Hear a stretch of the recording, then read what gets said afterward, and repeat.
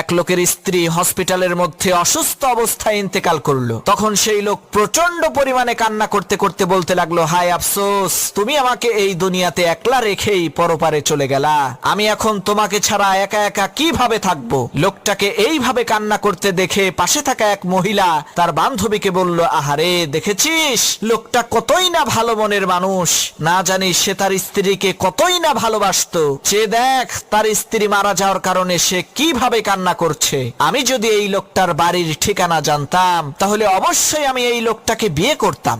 মহিলার এই কথা শুনে লোকটা বলল, যাক মাশাআল্লাহ, এক বউ গেছে আর এক বউ আইছে, কিন্তু স্ত্রীর লাশের সামনে তাকে ঠিকানাটা দেই কিভাবে? তখন লোকটা বুদ্ধি করে তার স্ত্রীর নাম ধরে কেঁদে কেঁদে বলতে লাগলো, সুমাইয়া, তুমি আমাকে মানিকগঞ্জ জেলার শিবালয় থানার টেপরা বাস স্ট্যান্ডের পাশের বাড়িতে একলা রেখে এই দুনিয়া ছেড়ে কিভাবে চলে গেলা?